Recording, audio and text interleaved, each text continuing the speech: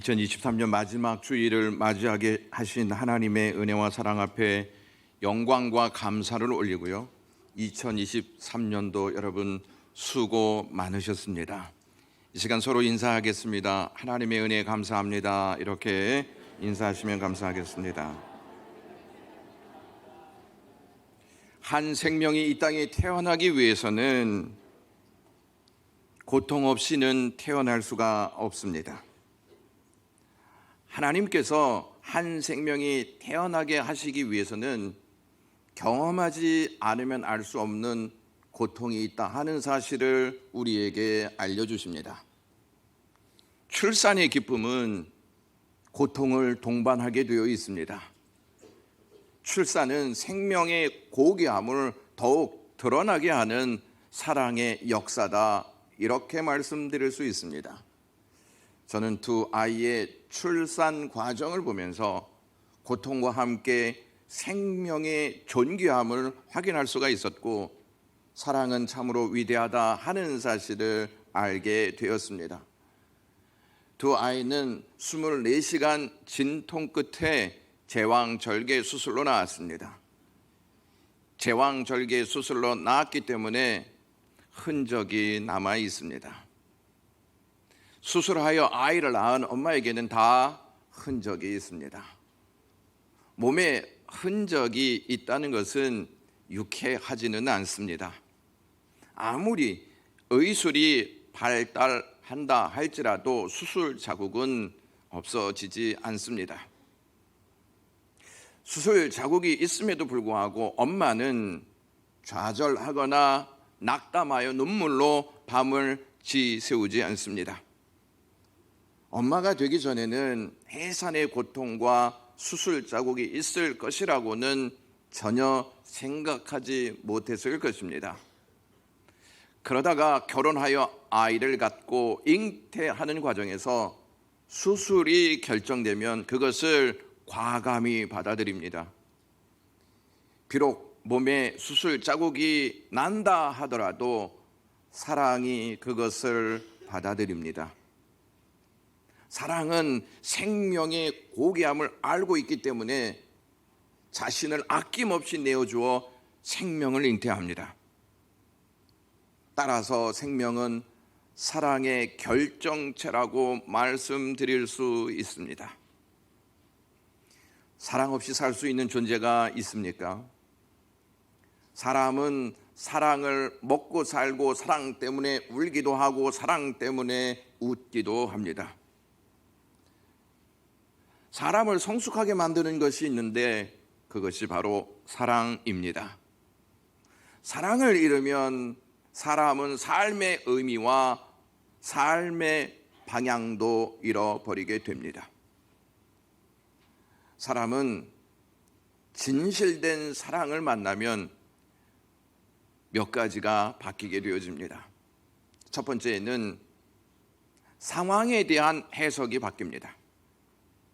오늘 본문은 예수님의 두 제자가 엠마오로 내려가는 도중에 예수님을 만나는 내용입니다. 엠마오는 예루살렘에서 25리 떨어진 곳이었습니다. 엠마오로 내려가는 두 명의 제자들은 비관적이었고 우울한 상태였습니다. 그때 예수님께서 그들 가까이 가셔서 17절에 너희가 길 가면서 서로 주고받고 하는 이야기가 무엇이냐 이렇게 물으십니다. 두 제자는 말씀하시는 분이 예수님인 것을 알지 못하고 슬픈 빛을 띠고 머물러 서서 예수님께 당신이 예루살렘에 체류하면서도 요즘 거기서 된 일을 혼자만 알지 못하느냐 이렇게 말합니다. 그들은 예루살렘에서 무슨 일이 있었는지 알지 못하고 있음에 대해서 의아해했습니다. 그들은 예루살렘에서 벌어진 일로 수심이 가득 찬 상태였습니다. 예루살렘에서 벌어진 일은 예수님이 십자가에서 죽으신 사건과 부활에 대한 사건이었습니다. 이 소식이 그들에게는 기쁨이 아닌 비관적이고 우울한 내용이 되었습니다. 그 이유는 그들이 내린 해석 때문이었습니다. 사람들은 해석에 따라 반응이 달라집니다. 그들은 자기들이 내린 해석으로 상실과 슬픔에 빠져 엠마오로 내려가고 있었던 것입니다. 어떤 사람에게는 십자가와 부활이 기쁨이 되기도 하지만 어떤 사람에게는 슬픔과 상실이 되기도 합니다. 잘못된 이해는 잘못된 해석을 만들어냅니다. 마지막 때를 살아가는 저와 우리에게는 수없이 많은 정보들이 쏟아져 내리고 있습니다. 사람들은 그 정보로 어디로 가야 할지 갈피를 잡지 못하고 있는 실정입니다. 중요한 것은 정보보다 해석입니다. 쏟아지는 정보를 어떻게 해석하느냐가 방향을 결정합니다. 꿈의 사람 하면 여러분들은 누가 떠오르십니까? 야곱의 아들 요셉이 떠오를 것입니다. 어느 날 요셉이 꿈을 꾸는데 곡식단 하나가 서 있고 다른 곡식단이 그 곡식단을 향하여 절을 하는 꿈이었습니다. 또 다른 꿈은 해와 달과 11별이 요셉에게 절하는 꿈이었습니다. 요셉은 이 두 꿈을 꾸었지만 그것을 제대로 해석할 수 있는 능력은 아직 없었습니다. 그는 여러 연단의 과정을 거쳐 꿈을 해석할 수 있는 단계에 이르렀는데 그 해석은 꿈을 주신 하나님께 달려 있다는 것이었습니다. 요셉은 보디발의 아내의 유혹으로 우애를 받아 억울하게 옥에 들어가는 신세가 됩니다. 그곳에서 누구를 만나냐면 바로 왕의 술 맡은 관원장과 떡 굽는 관원장을 만나게 됩니다. 그들은 바로 왕에게 죄를 범하여 옥에 들어오게 된 것입니다. 어느 날 두 관원장들이 꿈을 꾸었는데 예사롭지 않은 꿈을 꿉니다. 꿈을 해석할 수 없었던 그들은 요셉에게 이야기를 합니다. 요셉은 그들에게 이렇게 전달합니다. 창세기 40장 8절 말씀. 그들이 그에게 이르되 우리가 꿈을 꾸었으나 이를 해석할 자가 없도다. 요셉이 그들에게 이르되 해석은 하나님께 있지 아니하니까 청하건대 내게 이르소서라고 말입니다. 요셉은 해석의 주권을 하나님께 드림으로 눈이 밝아집니다. 그리고 그들이 꾼 꿈을 해석해 주는데 요셉이 해석한 대로 떡 굽는 관원장은 처형되고 술 맡은 관원장은 복귀하게 됩니다. 창세기 41장에서는 바로 왕이 꿈을 꾼 이야기가 나옵니다. 바로 왕 역시 자신이 꾼 꿈이 예사롭지 않음을 알고는 점술가들과 현인들을 불러서 꿈을 해석하라 이렇게 명령합니다. 그들은 바로 왕의 꾼 꿈을 전혀 해석하지 못했습니다.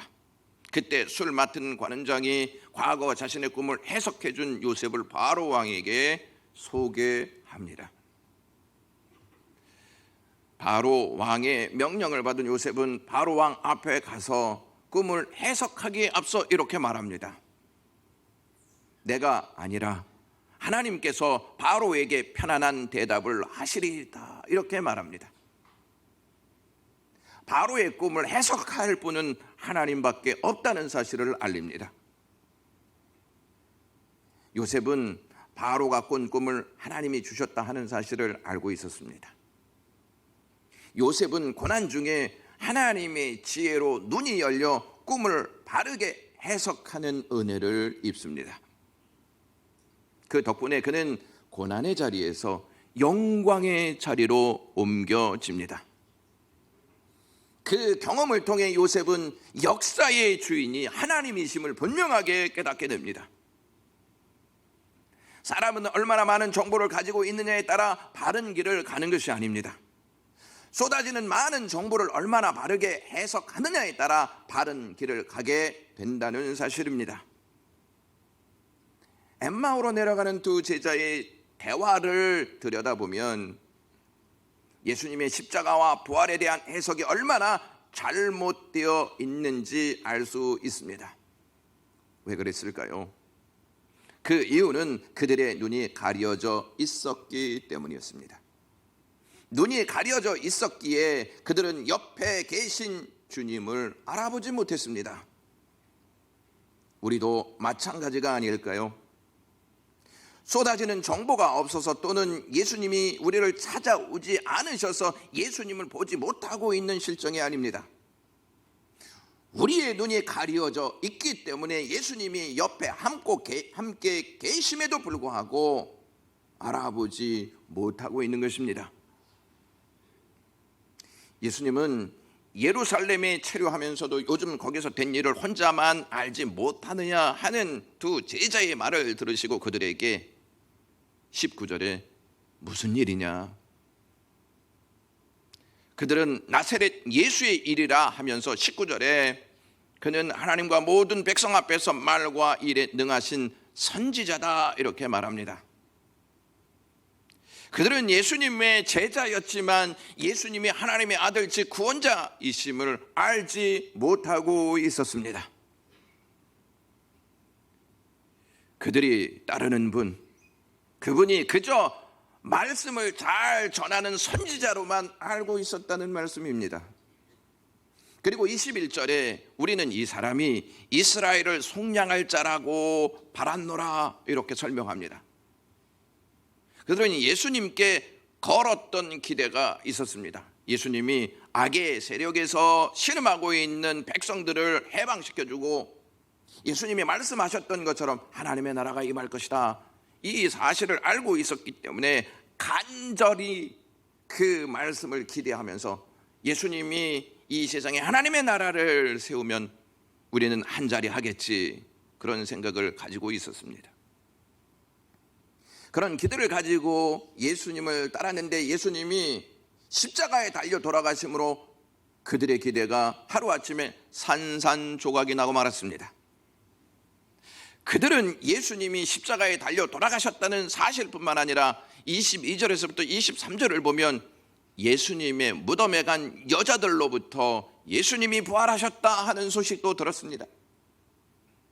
그러나 그 소식이 그들에게 절망에서 일어나게 할 수 있는 기쁨이 되지 못했습니다. 자신들의 기대가 무너진 현실은 복음조차도 받아들이지 않게 했습니다. 그들의 해석 기준은 자기들의 기대에 따른 것입니다. 우리도 그들처럼 우리가 세워놓은 기대를 가지고 교회를 다닙니다. 그 기대대로 삶이 진행되면 기뻐하지만 기대가 무너지면 실망감에 사로잡혀 그 어떠한 말씀도 기쁨으로 받아들이지 않습니다. 여러분들은 어떠한 기대를 가지시고 신앙생활을 하고 계십니까? 여러분들이 가지고 계신 기대가 말씀에 따른 것입니까? 아니면 여러분들이 추구하는 생각에 따른 것입니까? 우리에게는 출석하는 교회도 있고 직분도 있습니다. 여러분들은 과연 예수님을 어떠한 분으로 알고 계십니까? 혹시 엠마오로 내려가는 두 제자와 같이 예수님을 우리의 기대를 채워주시는 분으로 말과 일에 능하신 선지자로만 알고 있습니까? 우리는 교회를 다니면서 우리 나름대로 교회를 해석하고, 우리는 교회를 다니면서 우리 나름대로 직분을 해석하고, 우리는 교회를 다니면서 우리 나름대로 말씀을 해석합니다. 그리고 그것에 대한 해석이 틀리지 않고 맞다고 자부하면서 신앙생활을 합니다. 그러나 예수님을 제대로 알지 못하고 하는 모든 해석들은 엉뚱한 결론을 낳게 되어 있다는 사실을 아셔야 합니다. 잘못된 정보는 우리의 눈을 어둡게 만듭니다. 두 제자들은 자신들의 눈이 가려져 있다는 사실을 알지 못하고 예수님께 19절에 요즘 거기서 된 일을 혼자만 알지 못합니까? 이렇게 말합니다. 자신들이 예루살렘에서 일어난 사건의 본질을 알지 못하면서 예수님께 혼자만 알지 못합니까? 이렇게 말합니다. 그런 그들에게 예수님은 25절에서부터 26절에 미련하고 선지자들이 말한 모든 것을 마음에 더디 믿는 자들이여 그리스도가 이러한 고난을 받고 자기의 영광에 들어가야 할 것이 아니냐라고 말씀하셨습니다. 여러분들은 어떤 사람이 미련한 사람들이라고 여기십니까? 예수님은 하나님의 말씀을 듣고도 더디 믿는 자가 어리석은 자라고 말씀하셨습니다. 여러분들은 잘 믿고 있습니까? 우리는 누구의 말씀을 얼마나 많이 들었느냐에 의미를 부여합니다. 또한 말씀을 듣고 있다는 자체에 대해 안도할 때가 많이 있습니다. 학교에서 아이들이 선생님의 말씀을 다 듣습니다. 그런데 시험을 보면 점수 차이가 크게 드러납니다. 똑같은 시간에 똑같이 선생님의 말씀을 들었는데 어째서 점수 차이가 크게 드러나냐 하는 것입니다. 주님은 누구의 말씀을 얼마나 들었냐 보다 들은 말씀을 믿고 따르고 있느냐에 의미를 부여하십니다. 왜 듣고도 더디 믿는 것일까요?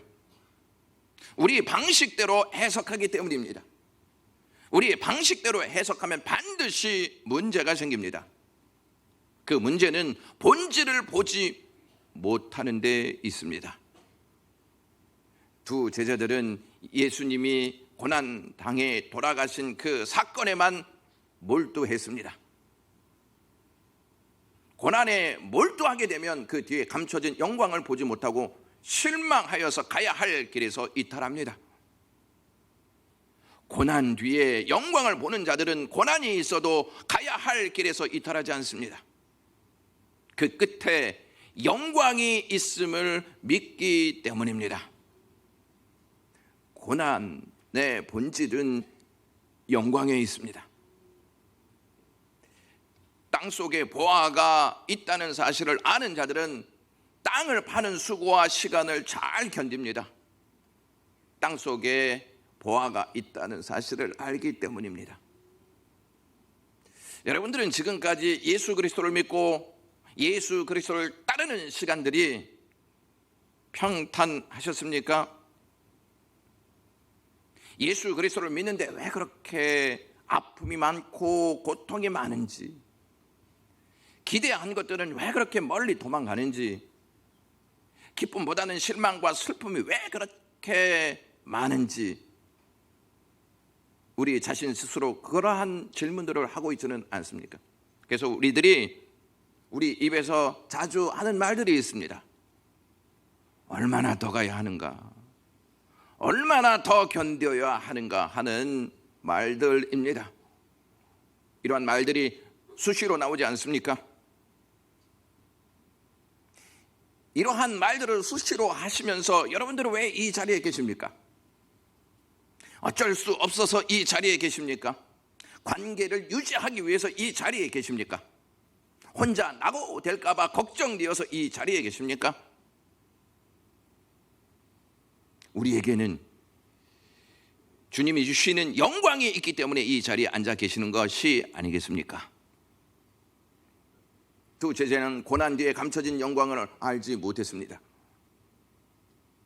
그들은 하나만 알았지, 하나만 보았지 그 뒤에 감춰진 보화를 보지 못했습니다. 예수님의 고난을 자기 방식대로 해석했기 때문에 보화를 보지 못하고 있었다는 말씀입니다. 여러분들도 고난 속에 있을 때 고난을 잘못 보면 영광을 보지 못합니다. 보화를 보지 못한다는 말씀입니다.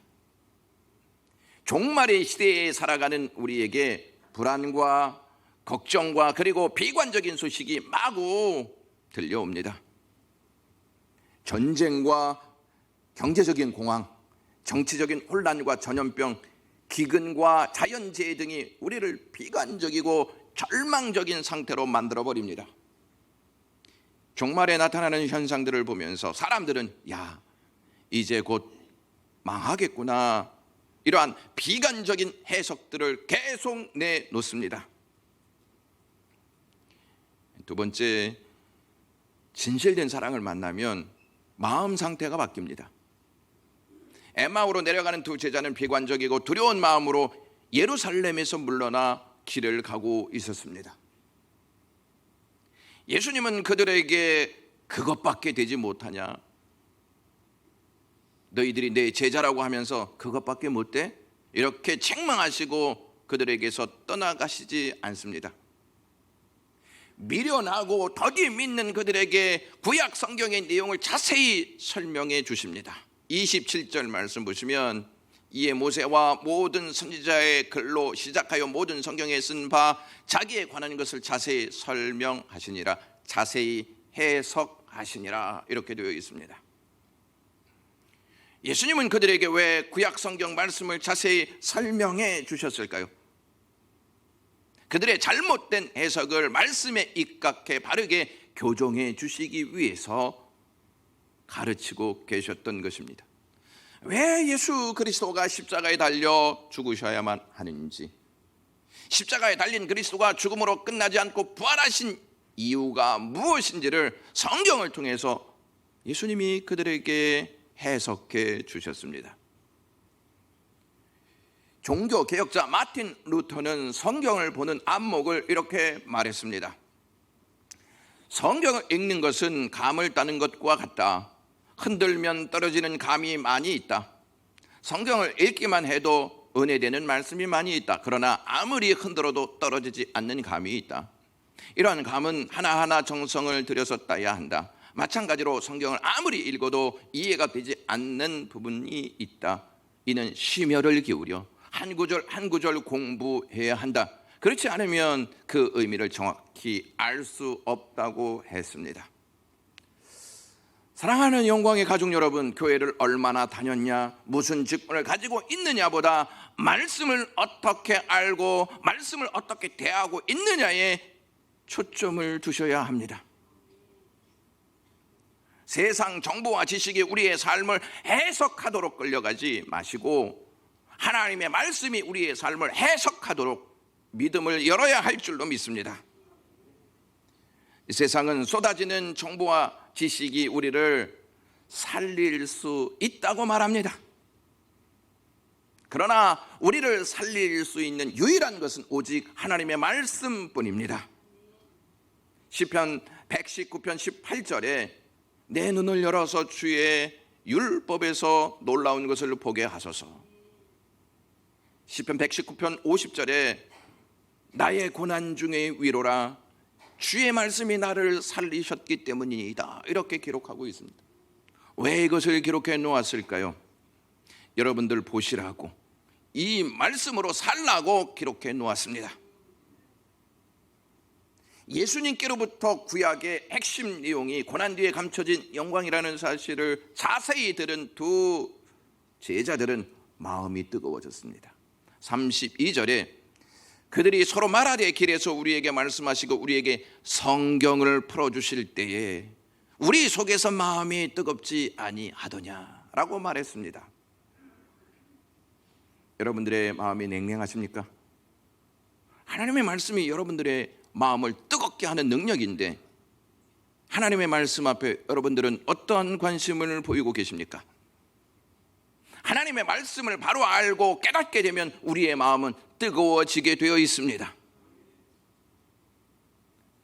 오늘 본문에 등장하는 엠마오라고 하는 이 지역에 엠마오라고 하는 이름의 뜻이 무엇인지 아십니까?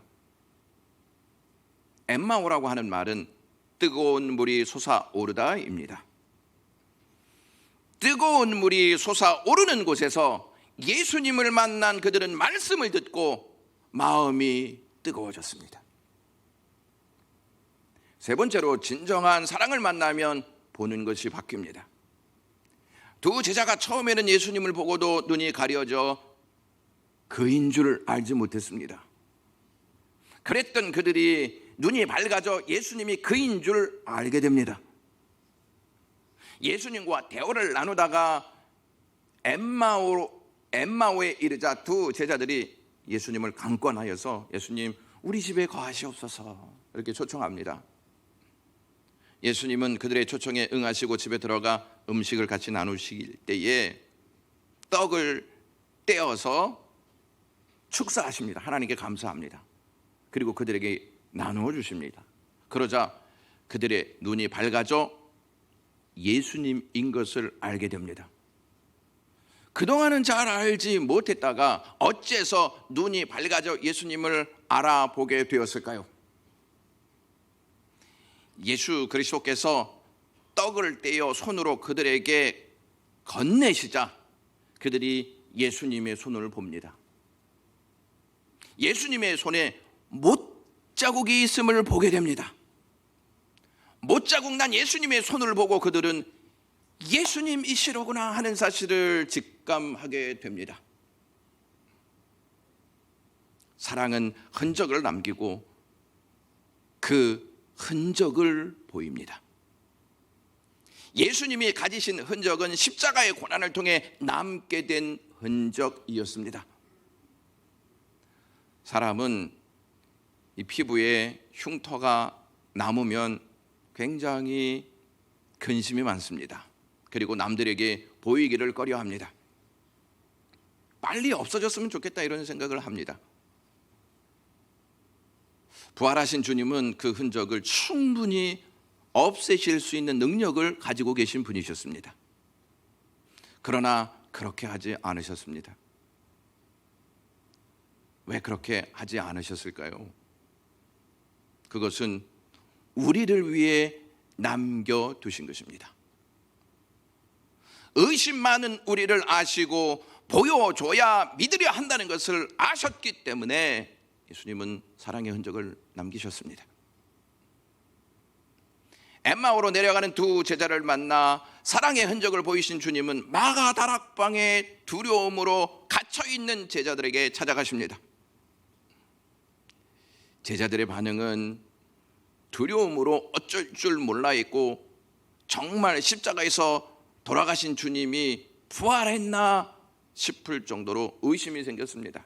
그때 주님께서 누가복음 24장 39절에 내 손과 발을 보고 나인 줄 알라. 또 나를 만져보라. 영은 살과 뼈가 없으되 너희 보는 바와 같이 나는 있느니라. 이렇게 말씀하십니다. 손과 발을 보이십니다. 십자가로 난 자국을 보이십니다. 그들의 반응을 누가는 이렇게 설명합니다. 그들이 너무 기쁨으로 아직도 믿지 못하고 놀랬다라고 말합니다. 여러분, 너무 기쁜데 어찌 믿지 못하고 있는 것일까요? 그것은 너무 기쁜데 이것이 꿈인지 생시인지 실감나지 않았기 때문이었습니다. 비관적이고 절망에 갇혀있던 그들, 어찌할 바를 알지 못해 두려움에 갇혀있던 그들, 모든 것을 다 잃어버렸다고 생각하였던 그들, 기대가 한순간에 무너졌다고 실망감에 갇혀있던 그들에게 예수님이 찾아가셔서 사랑의 흔적을 보여주셨습니다. 그 사랑의 흔적을 보고 제자들은 갇혀있던 곳에서 자유함을 얻게 되는 은혜를 입었습니다. 사랑의 흔적은 흔적으로만 남지 않고 사람을 변화시키는 능력이 있습니다.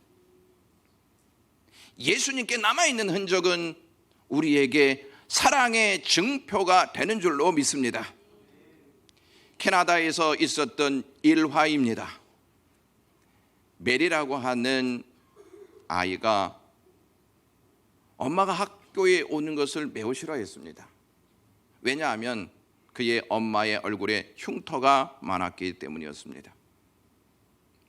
메리는 그런 엄마가 학교에 오거나 친구들 앞에 나타나는 것이 너무 창피하고 싫었습니다. 하루는 메리가 울면서 집에 돌아왔습니다. 그리고는 엄마에게 왜 엄마는 그렇게 생겼습니까? 친구들 보기에 너무 창피합니다 하고 울었습니다. 그때 엄마는 메리야, 울지 말아라. 엄마도 참으로 아름다운 때가 있었단다 하면서 앨범을 꺼내어 자신의 사진을 보여주기 시작했습니다. 대학 시절의 아름다운 얼굴, 결혼할 때 행복했던 모습과 메리를 품에 안고 찍은 엄마의 그 아름다운 모습을 보여주었습니다. 그리고 지난 일들을 이야기해 주었습니다. 딸아, 내가 2살 되는 어느 날 너를 잠들게 하고 나는 시장에 갔는데 요란한 사이렌 소리가 뒤에서 막 울려 뒤를 돌아보니 우리 동네에서 불길이 막치 솟아오르는 것을 보게 되었다. 그래서 나는 얼른 집으로 돌아왔단다. 돌아왔는데 내가 집 안에 있다는 사실을 알고 그 집 안으로 뛰어 들어가 너를 안고 나오다가 나는 쓰러졌단다. 후에 깨어나 보니 나는 병원에 있었고 너는 머리칼 하나 상하지 않았기에 엄마는 너무 감사해서 얼마나 울었는지 모른단다 라고 얘기했습니다. 이 말을 들은 메리는 엄마의 품에 안겨 울면서 용서를 빌었습니다. 그리고 자신을 살려준 자랑스러운 엄마의 얼굴이 부끄러운 흉터로 알았던 그것을 뉘우치고 그때부터 엄마의 흉터를 자랑했다고 합니다. 주님의 손은 능력의 손이었습니다.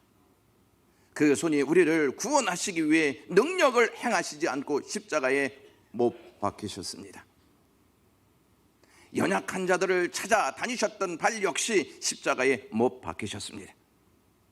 늘 우리를 생각하셨던 머리는 가시관에 찔려 고통을 느꼈고 우리를 위해 숨가쁘게 뛰어다니셨던 심장도 창에 찔려 제재를 받았습니다.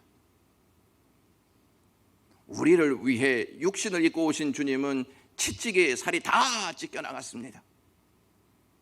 예수님의 온몸은 상처투성이었습니다. 주님은 우리를 위해서 당신의 모든 것을 다 내어주셨습니다. 예수님이 이 땅에 오시면 이렇게 될 것을 모르셨을까요? 예수님은 이 모든 것을 다 아시면서 수용하셨습니다. 사랑이 모든 것을 수용한 것입니다. 주님은 상처난 자국을 결코 부끄러워하시지 않으십니다. 그것이 사랑의 흔적이기 때문입니다. 주님은 아셨습니다. 그 사랑의 흔적이 의심을 믿음으로, 미련을 지혜로, 어두운 눈을 밝은 눈으로, 냉랭한 마음을 뜨거운 마음으로 바꾸는 능력이 되신다는 사실을 말입니다. 마지막으로 진정한 사랑을 만나면 방향이 바뀝니다. 못자국 난 예수님의 손을 보고 엠마오의 2 제자는 예수님이 부활하셨다는 사실을 믿고 일어나 내려왔던 길을 다시 올라가 예루살렘으로 갑니다. 누가복음 24장 33절에서 35절 말씀에 그때로 일어나 예루살렘에 돌아가 보니 11제자 및 그들과 함께 한 자들이 모여 있었다. 2 제자는 길에서 된 일과 예수께서 떡을 떼심으로 자기들에게 알려주신 것을 말하더라. 이렇게 말씀합니다. 예수 그리스도의 십자가의 흔적이 있었기에 우리가 오늘 이 자리에 나와서 하나님 앞에 영광을 돌릴 수 있는 것입니다. 구원의 반열에 서서 하나님의 나라에 대한 소망을 갖고 살아갈 수가 있는 것입니다. 그래서 바울은 그 구원의 은혜에 감사하고 감격하여서 십자가 외에 결코 자랑할 것이 없다. 나는 그 십자가의 흔적을 가졌노라. 이렇게 자랑했습니다. 사랑하는 영광의 가족 여러분, 2023년도 무엇을 자랑하셨습니까? 2024년도에는 무엇을 자랑하시면서 살아가실 것입니까? 2024년 우리의 삶을 사랑의 흔적을 보이신 예수님의 사랑으로 해석하시기를 주님의 이름으로 축원합니다. 그리고 다른 길로 가지 말고 다른 말을 하지 말고 사명의 자리에서 사랑이신 그리스도를 말하며 전하시기를 간절히 축원합니다.